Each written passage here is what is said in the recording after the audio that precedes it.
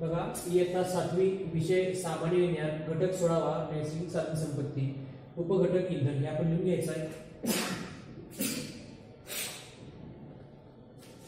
या संपूर्ण पाठामध्ये आपण नैसर्गिक साधन संपत्ती म्हणजे काय, त्याची उदाहरणं कोणकोणती आहेत, त्याचे घटक कोणकोणते आहेत, यांचा वापर आपण आपल्या जीवनामध्ये कशा पद्धतीने करून घेऊ शकतो या बाबी आपण पाहायच्या आहेत। निसर्गामधून आपल्याला अनेक साऱ्या गोष्टी मुबलक प्रमाणामध्ये मिळत असतात। नैसर्गिक साधन संपत्तीमध्ये जर समजा आपण विचार केला तर आपल्याला ऊन असले, वारा असले, पाऊस असले, दगड, माती, झाडं, प्राणी, फळे ह्या अशा सगळ्या अनेक गोष्टी, सजीव निर्जीव ह्या सगळ्या गोष्टी ह्या सगळ्या नैसर्गिक साधन संपत्तीमध्ये आपण ह्या सगळ्या विचारात घेत असतो।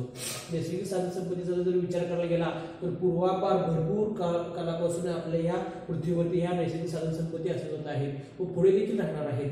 म्हणून नैसर्गिक साधन संपत्ती आपल्याला मानवाला मिळालेले एक वरदान आहे किंवा एक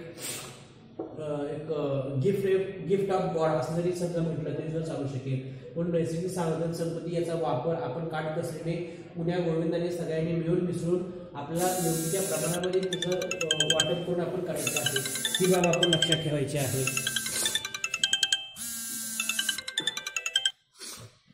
यानंतर बघा आपण उपघटक इंधन याच्याकडे आपण जाऊया।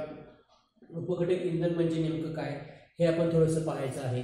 इंधन म्हणजेच काय, जे एक पदार्थ असेल किंवा एखादी गोष्टी असेल त्याचं ज्वलन झाल्यानंतर जर समजा त्याच्यातून आपल्याला ऊर्जा मिळत असेल किंवा कार्य जर समजा पूर्ण होत असेल तर त्या पदार्थाला इंधन असं म्हटलं जातं।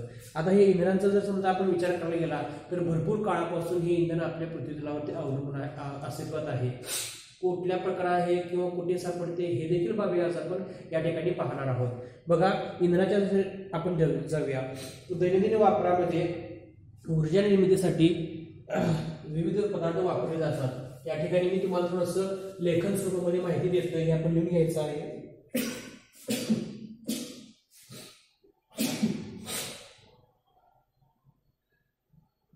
दैनंदिन वापरामध्ये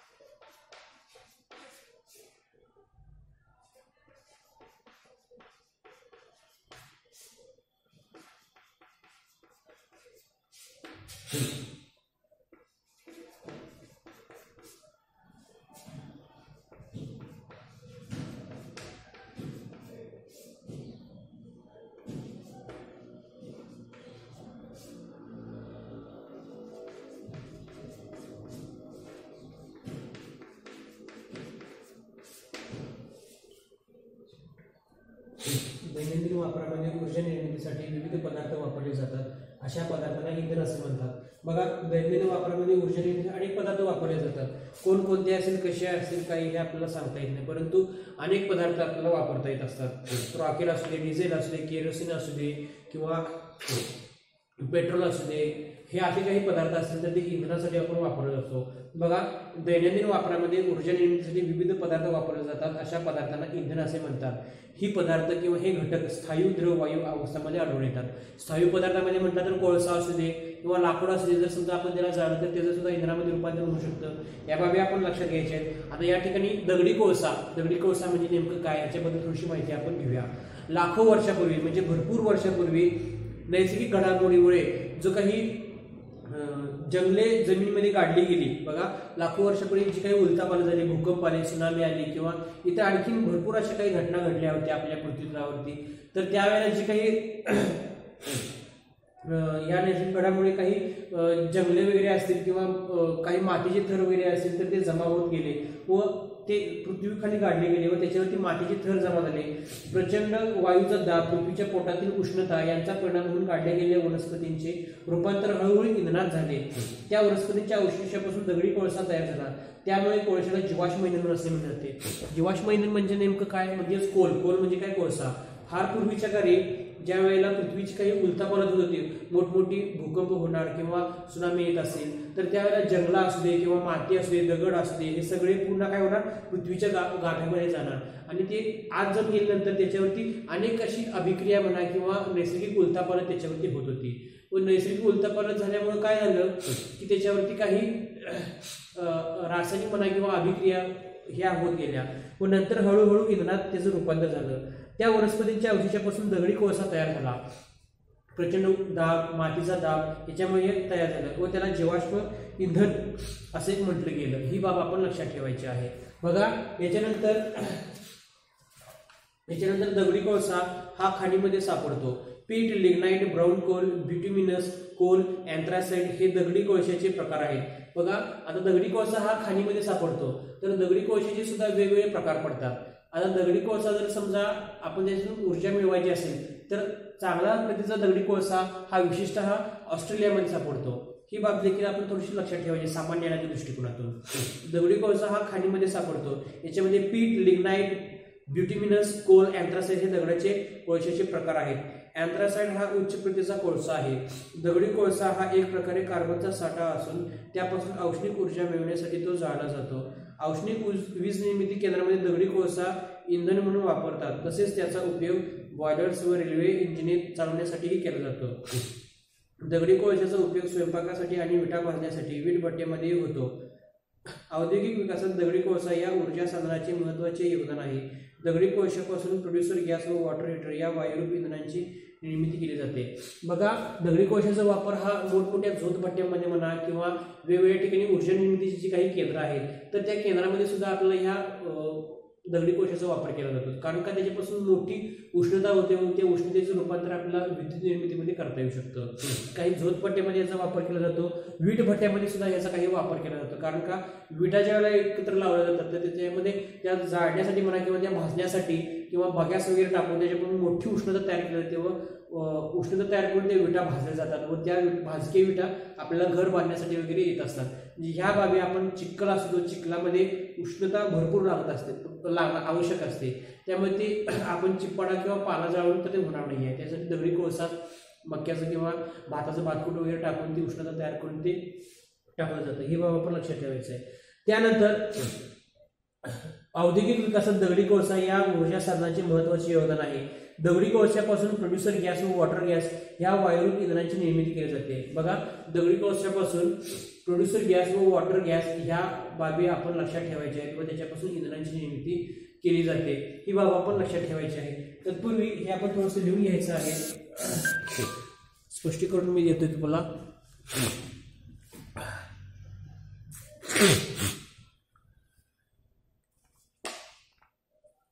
आता या ठिकाणी एक छायाचित्र आपण बघू शकतोय. या छायाचित्राद्वारे मी तुम्हाला स्पष्टीकरण देणार आहे. याच्यामध्ये काय म्हटले बघा, याच्या ठिकाणी पान नंबर 107 वरती आपल्याला हे सर्व छायाचित्र आपल्याला पाहायला मिळेल. हे लाखो वर्षापूर्वी समुद्र तळातील जी काही परिस्थिती होती ही परिस्थिती दाखवली आहे.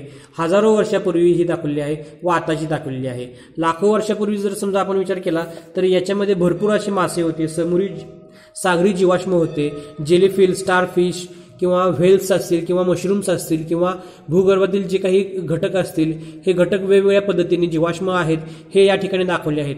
जरी समजा उलथापालथ झाली तरी हे जीवाश्म वगैरे सगळे समुद्राच्या खाली गाडले जाऊन त्याच्यापासून इंधन जे काय असेल तर ते आपल्याला मुबलक प्रमाणामध्ये मिळत होतं. म्हणजे निसर्गाची ही काही रचना वगैरे असेल तर ती ही अतिशय चांगल्या योग्य पद्धतीने सविस्तरदृष्ट्या किंवा सोयीस्कर पद्धतीने चालू होती. परंतु काळ लोटला व काळ लोटल्यानंतर काही काळाची पावले बदलली व स्वार्थपणा आला म्हणा किंवा निसर्गाचं अपतन व्हायला सुरुवात झालं. ही बाब आपण लक्षात ठेवायची आहे. त्याच्यानंतर हजारो वर्षापूर्वी बघा, हजारो वर्षापूर्वी जे काही समुद्री जीवाश्म वगैरे होते तर त्यांची रचना किंवा त्यांची याच्यामध्ये प्रमाणामध्ये घट झालेली आहे. त्याच्यामध्ये माशांची संख्या ही कमी झाली आहे. माशांची संख्या कमी झाल्यामुळे काय झालं की जे काही तेल असू दे किंवा समुद्री जीवाश्म नैसर्गिक तेल वगैरे असेल त्यांची आपल्याला गरज जास्त पडायला लागली किंवा त्यांचा पुरवठा कमी झाला. ही बाब आपण लक्षात घ्यायची आहे. त्याच्यानंतर आताची जर समजा परिस्थितीला जर समजा आपण विचार केला तर एक सुद्धा सागरी जीवाश्म किंवा घटक त्या ठिकाणी नाही आहे. त्याच्यामुळे फक्त आर्टिफिशियलरित्या किंवा कृत्रिमरित्या मनुष्य काय केला की समुद्रातून फक्त तेल काढणे फक्त इतकंच स्वार्थी धोरण त्यानं ठेवलेलं आहे. म्हणजेच काय तर सागरी जी काही अपतन आहे किंवा सागरी जीवाश्म यांची रचना यांची जी काही संख्या आहे ही खूपच कमी झाली आहे व त्यामुळे आपल्याला त्याची चणचण आपल्याला भासत आहे. ही गोष्ट आपण लक्षात ठेवायची आहे. त्याच्यानंतर बघा दगडी कोळसा निर्मिती ही कशा पद्धतीने होते मी तुम्हाला मागाशी सांगितलं. बघा दगडी कोळशाच्या निर्मितीबद्दल हा जो काही पृथ्वी आहे पृथ्वीच्या वरती जी काही झाडे वगैरे असतील ही झाडं आपण बघू शकतोय. याच्यामध्ये भरपूर काळानंतर हिची काही अधपतन होतं व अधपतनानंतर हे सगळे झाडं वगैरे खाली जातात व त्याच्यावरती दाब पडतो. दाब पडल्यानंतर त्याचं उष्णता पडते, माती पडते व त्याच्यानंतर ह्याचं पुन्हा दगडी कोळशामध्ये रूपांतरण वगैरे होतं. ही बाब ह्या दोन रचना ह्या समुद्री जीवाश्माच्या संदर्भात, खनिज तेल व नैसर्गिक वायूच्या संदर्भात व दगडी कोळशाच्या संदर्भात आपण बघायचं आहे. हे आपण लक्षात ठेवायचे आहे. त्याच्यानंतर आपण थोडंसं पुढे जाऊया.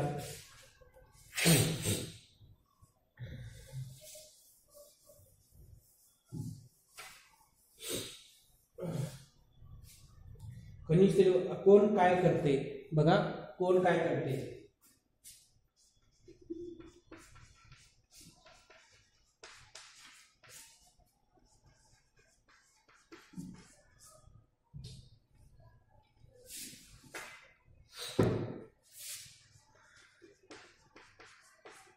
कोण काय करते ही बाब आपण लक्षात ठेवायची आहे. याच्यामध्ये कोण काय करते म्हणजे इंधन असू दे किंवा इंधनाच्या संदर्भामध्ये म्हणा जी एक रचना विशिष्ट प्रकारे अवलंबिलेली आहे ती कोणत्या कशा पद्धतीने आहे हे आपण थोडंसं बघून घ्यायचं आहे. बघा तेल आणि नैसर्गिक वायू महामंडळाची ONGC स्थापना 14 ऑगस्ट 1956 रोजी झाली. ते भारत सरकारच्या पेट्रोलियम आणि नैसर्गिक वायू मंत्रालयाअंतर्गत कार्य करते. बघा तेल आणि नैसर्गिक वायू महामंडळाची ONGC स्थापना झाली. ONGC म्हणजे काही रचना काही स्थापना झाली हे आपण बघून घ्यायचं आहे. 14 ऑगस्ट 1956 रोजी झाली. ते भारत सरकारच्या पेट्रोलियम आणि नैसर्गिक वायू मंत्रालयाअंतर्गत कार्य करते. बघा ONGC ही भारतातील सर्वात मोठी तेल आणि वायू संशोधन आणि उत्पादन कंपनी असून त्याचे मुख्यालय डेहराडून उत्तराखंड आणि येथे आहे.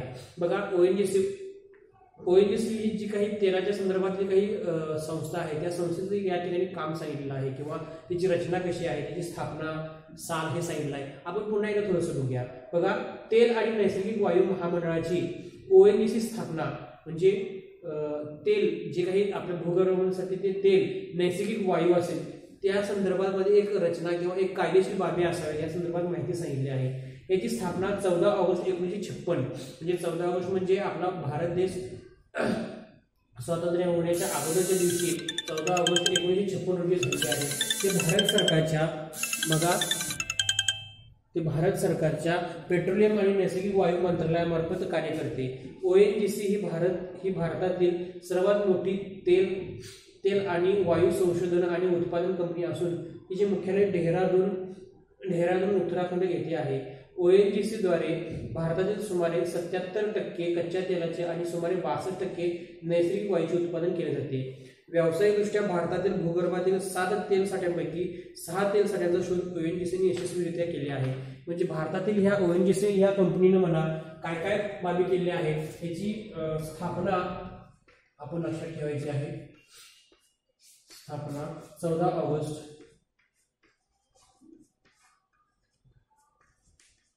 1956 रोजी केलेली आहे. त्यानंतर ONGC भारतातील सर्वात मोठी कंपनी आहे.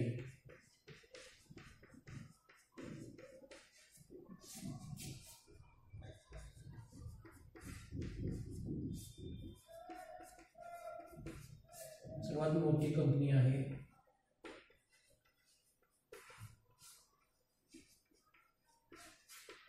भारतातील सर्वात मोठी कंपनी आहे हे आपण लक्षात ठेवायचं आहे. त्यानंतर 77% कच्च्या तेलाचे 77% कच्चे तेल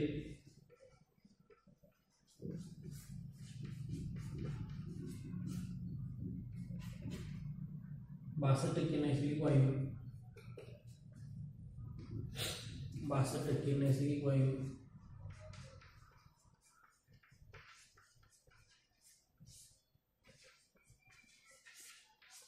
62% नैसर्गिक वायू हे यशस्वीरित्या घेतला आहे, हे बाब आपण लक्षात ठेवायचे आहे. बघा ONGC जे काही कार्य आहे ते आपण या ठिकाणी बघूया. त्याची स्थापना या ONGC या कंपनीची स्थापना झाली आहे ती 14 ऑगस्ट 1956 रोजी. ONGC ही भारतातील सर्वात मोठी कंपनी आहे. तेल म्हणा किंवा नैसर्गिक वायू ज्या संदर्भामध्ये जी काही एक न्यायप्रविष्ट असणारी म्हणा किंवा एखादी रचना ज्या पद्धतीनं चाललं पाहिजे या संदर्भात असणारी स्थापन केली एक ठिकाण असेल तर ती कुठली आहे तर ती ONGC आहे. 77% कच्चे तेल व 62% नैसर्गिक तेलाचे संशोधन या कंपनीने केले आहे, ही बाब आपण लक्षात ठेवायची आहे. आता आपण थोडंसं पुढे जाऊया.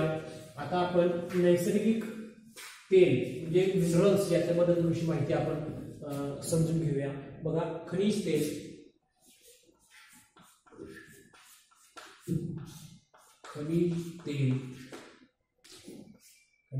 मिनरल ऑइल,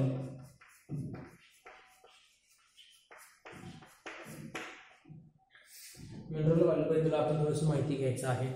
जमिनीखाली गाडल्या गेलेल्या सेंद्रिय पदार्थांचे विघटन क्रियेतून तयार झालेले द्रवरूप इंधन म्हणजे खनिज तेल होय. लाखो वर्षापूर्वी समुद्री जीव मृत झाल्यावर ते समुद्राच्या तळाशी गेले. त्याच्यावर वाळू व मातीचे काही थर जमा झाले. जास्त दाब व उष्णता यामुळे या मृत जीवांच्या अवशेषांचे खनिज तेलामध्ये रूपांतर झाले. आता या ठिकाणी थोडंसं समजून घेण्याचा भाग आहे. बघा मी मगाशी ज्या पद्धतीने सांगितलं, ज्या पद्धतीने दगडी कोळसा निर्माण झाला तशा स्वरूपानं हा खनिज तेल रूपांतर म्हणजे तयार झालेला आहे. कसं हे तुम्हाला सांगतो. लाखो वर्षापूर्वी जे काही जंगलं होती म्हणा किंवा जे काही खडक वगैरे होते म्हणा किंवा विशिष्ट काही रचना जीवजंतू वगैरे होते तर त्यांचं पुन्हा भूकंपामध्ये म्हणा किंवा सुनामी म्हणा अशा काही रचनेमध्ये अशा काही प्रलयकारी घटनामुळे काय झालं, वरचं खाली आणि खालचं वर अशी काही रचना झाली. म्हणजे भूगर्भातील काही बाबी ह्या पृष्ठभागावरती आल्या व पृष्ठभागाच्या बाबी पुन्हा भूगर्भामध्ये गेल्या व याच्यामुळे काय झालं, जमिनीकडे काढल्या गेलेल्या सेंद्रिय पदार्थांचे विघटन झालेल्या क्रियेतून तयार झालेले द्रवरूप इंधन म्हणजे खनिज तेल होय. आता ह्या जे काही बाबी खाली काढल्या गेल्या त्याच्यामध्ये सेंद्रिय काही घटक म्हणा हे निर्माण झाले. पदार्थाचे विघटन क्रियेतून तयार झालेले द्रवरूप इंधन म्हणजे खनिज तेल होय. जी काही विघटनाची काही क्रिया जी काही चालू झाली या विघटनाच्या क्रियेमधून काय झालं, समुद्री जीव व मृत झाल्यावर त्याच्यापासून जी काही माती वाळूचे थर व जास्त दाब उष्णता यामुळे या मृत जीवांच्या अवशेषांचे खनिज तेलात रूपांतर झाले, ही बाब आपण लक्षात ठेवायची. म्हणजे रासायनिक अभिक्रिया होऊन ह्या सगळ्या बाबी घडत गेल्या. बघा खनिज तेल हे भूगर्भातून विहिरीद्वारे काढले जाते. बघा खनिज तेल हे भूगर्भातून विहिरीद्वारे काढले जाते. खनिज तेल हे प्रामुख्याने पंकाश्म, शेल, वालुकाश्म व चुनखडक खडक यामध्ये भूगर्भात सुमारे 1000 ते 3000 मीटर खोलीपर्यंत सापडते. आता जे काही खनिज तेल म्हणतो किंवा मिनरल्स ऑइल्स वगैरे म्हणतो हे समुद्रामध्ये जवळपास 1000 ते 3000 मीटर खोलीवरती सापडते. हे उथळ भागावरती म्हणा किंवा तेल तवंगासारखं आपल्याला बघायला मिळत नाही. ते संपूर्णपणे पृथ्वीच्या भूगर्भामध्ये किंवा समुद्राच्या भूगर्भामध्ये आपल्याला हे आढळून येतात किंवा उपलब्ध आहे. वालुकाश्म म्हणा किंवा शेल स्वरूपामध्ये हे आढळून येतात. खनिज तेल हे पेट्रोलियम किंवा कच्चे तेल म्हणून ओळखले जाते. ते हिरवट तपकिरी रंगाचे असते. बघा खनिज तेल हिरवट व तपकिरी रंगाचे असते. पेट्रोलियम हे प्रामुख्याने हायड्रोकार्बन या प्रकारच्या अनेक संयुगांचे मिश्रण असून त्यामध्ये ऑक्सिजन, नायट्रोजन तसेच गंधकाचे संयुगेही असतात. बघा ह्या पेट्रोलच्या संदर्भामध्ये जर समजा आपण विचार करायला गेला तर ऑक्सिजन, नायट्रोजन तसेच गंधकाची संयुगेही असतात. गंधकाची संयुगे असतात. याच्यामुळे काय होतं, वेगवेगळ्या प्रकारचे क्षार्स, मिनरल्स म्हणा किंवा जे काही घटक वगैरे असतात तर ते घटक सुद्धा त्याच्यामुळे असतात व त्याच्यामुळे ही इंधनाची प्रक्रिया म्हणा किंवा गाडीमध्ये जे आपण काही पेट्रोल डिझेल वापरतो तर ह्या अशा या बाबींमुळे ह्या गोष्टी घडत असतात. हे आपण बघायचं आहे.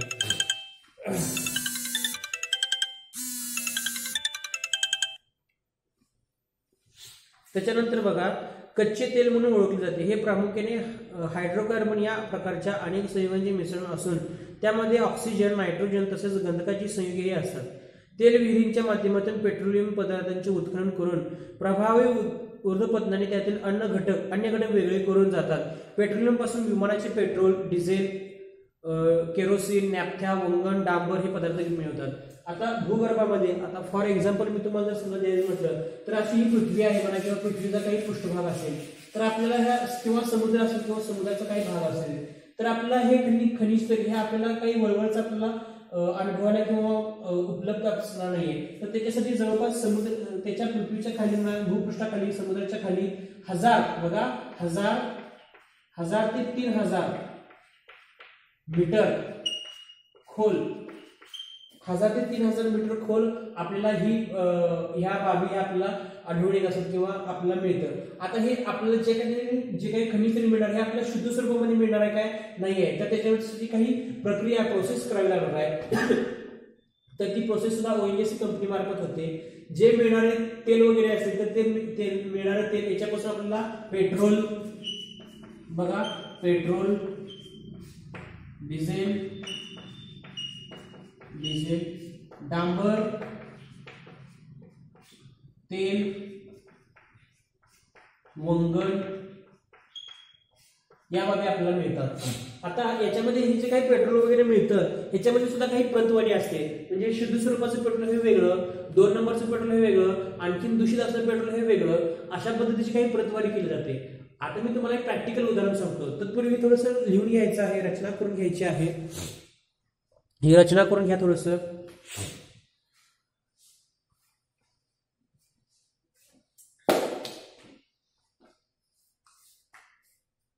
थोडीशी रचना करून घ्यायची आहे. आता आम्ही थोडंसं प्रॅक्टिकल उदाहरण सांगतो या पेट्रोलच्या संदर्भात. कुठलं पेट्रोल कुठं वापरलं जातं हे थोडंसं सांगतो. जे आपण आता मगाशी विचार केला किंवा अभ्यास केला की भूगर्भातून हे पेट्रोल काढलं जातं, हे थोडंसं अशुद्ध स्वरूपात असतं. ऊर्ध्वपतन म्हणा किंवा इतर शुद्धीकरणाच्या प्रक्रियेद्वारे हे पेट्रोल शुद्ध केलं जातं. आता 1, 2, 3 क्रमांकाची म्हणा शुद्धतेनुसार हे पेट्रोलची प्रतवारी केली जाते.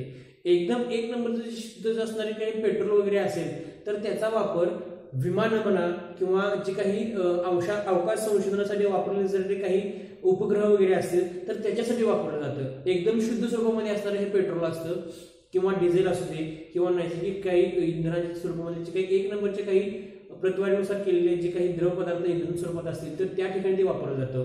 हेलिकॉप्टर असू दे किंवा विमान असू दे किंवा अवकाश उपग्रहामध्ये सोडणारे जे काही घटक असतील त्याच्यामध्ये ते वापरलं जातं.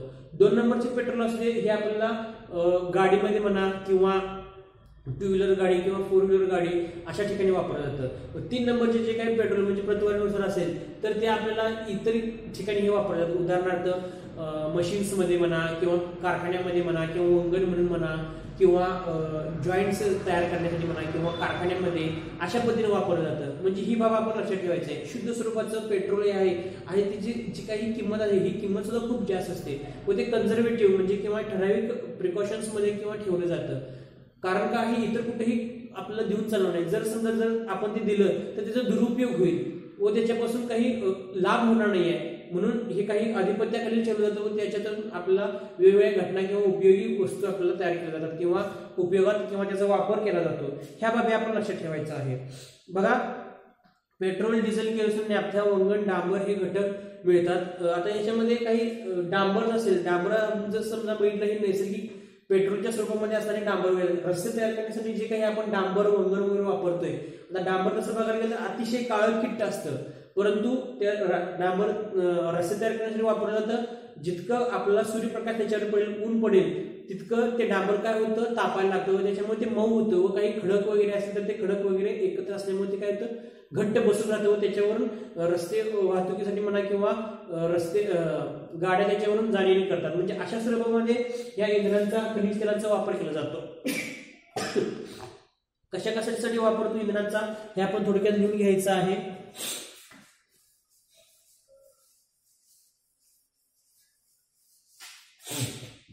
बघा, इंधनांचा वापर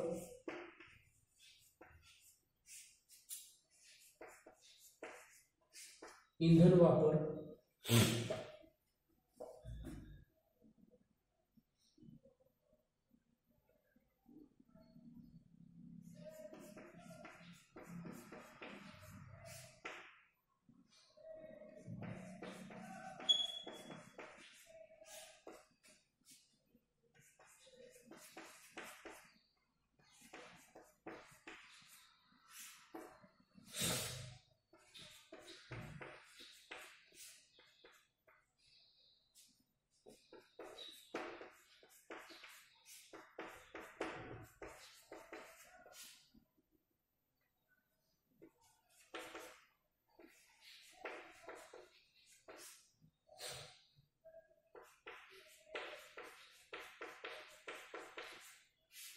बघा, इंधनाचा वापर किंवा इंधन याच्यातून पेट्रोल, डिझेल, केरोसिन, नाफ्था, वंगण, डांबर हे घटक मिळतात.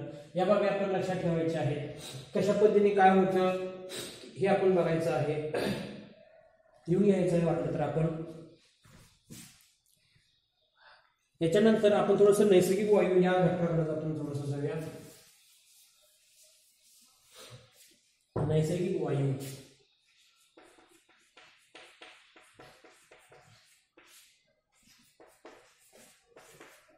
Natural gas.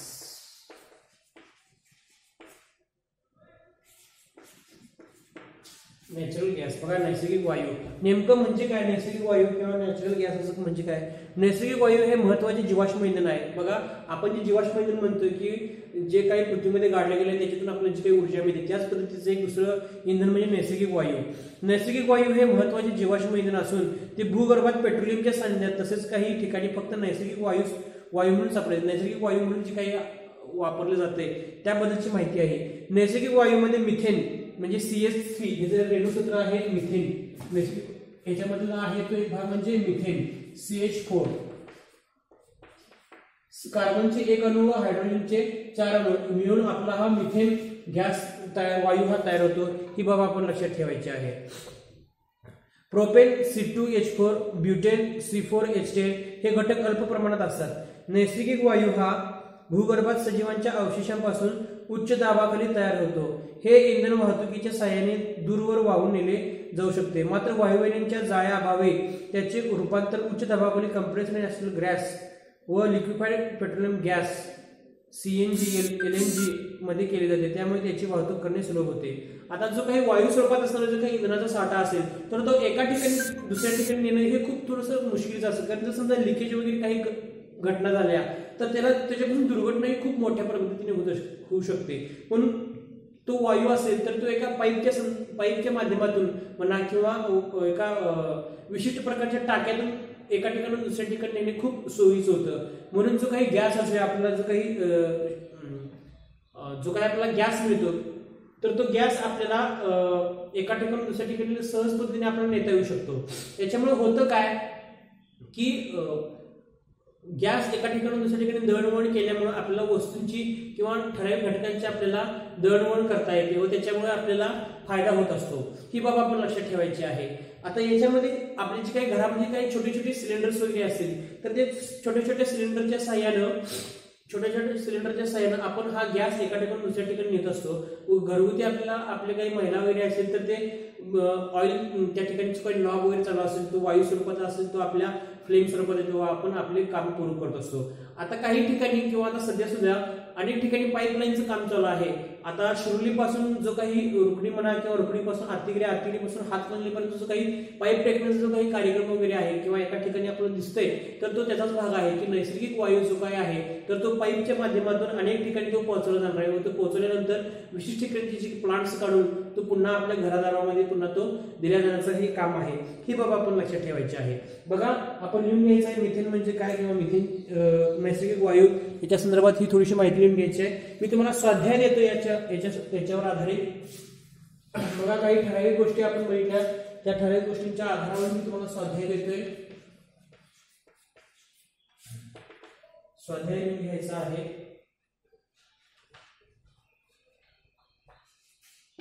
दगडी कोळसा कसा तयार होतो? प्रश्न 1. दगडी कोळसा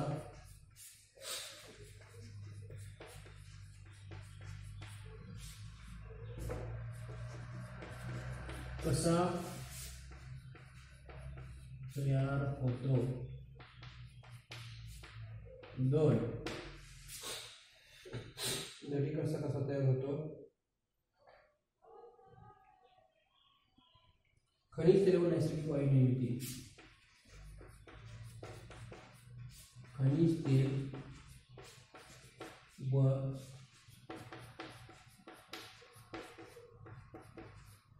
नैसर्गिक वायू निर्मिती.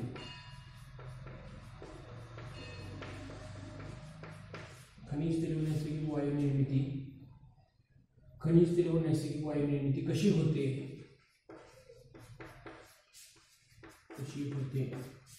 याचे लेखन करा.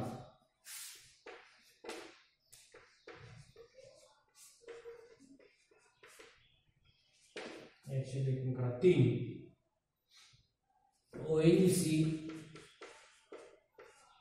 ONGC बद्दल संपूर्ण माहिती लिहा.